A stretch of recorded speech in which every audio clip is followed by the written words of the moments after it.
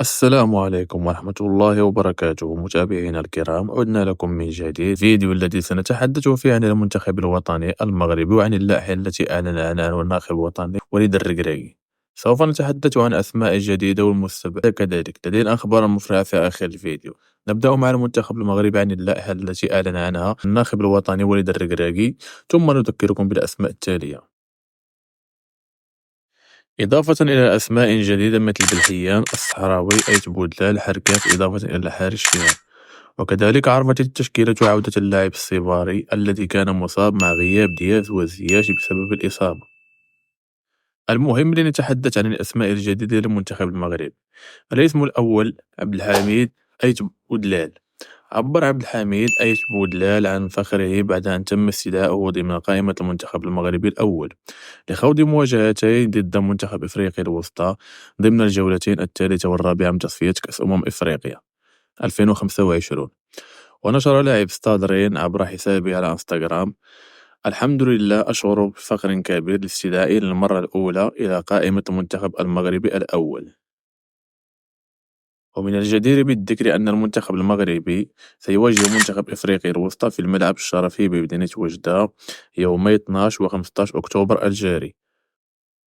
أما تحدث وليد الركراكي عن النصيري.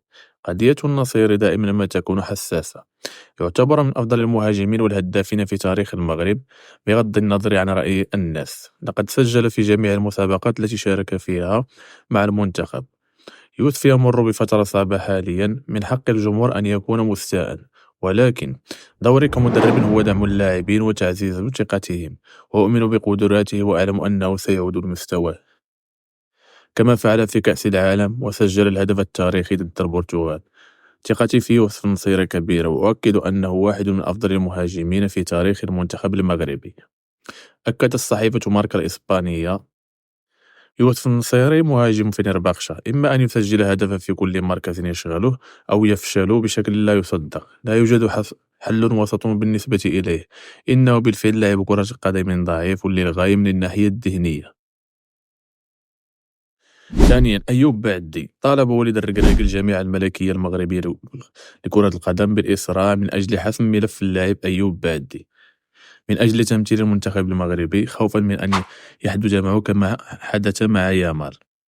هذه الموهبة في سن 17 عاما يتحدث عنها الجميع حاليا، خصوصا من شاهد مباراة ريال مدريد ضد ناديه ليد. لاعب عصري يمكنه اللعب تحت الضغط، الكل يلقبونه بمودريتش الجديد. فيما ذلك على الاتحاد الفرنسي لكرة القدم بتوجيه الدعوة للاعب خط الوسط بنادي الفرنسي أيوب بوعدي للمشاركة مع المنتخب الفرنسي لأقل من 20 سنة في مباراتيه الوديتين ضد المنتخب المغربي. ويلتقي المنتخب الفرنسي لأقل من 20 سنة مع نظيره المغربي في مباراتين وديتين يومي 17 و 14 أكتوبر الحالي بالديار الفرنسية. عن زياش تحدث الركراكي عن غياب زياش: لم أستدعي حكيم زياش لمواجهة إفريقيا الوسطى بسبب الإصابة.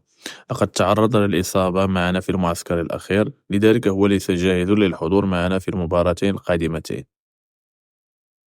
بعيدا عن كل المزايدات، حكيم زياش غير جاهز حاليا ولم يتم إبعاده بسبب مواقفه.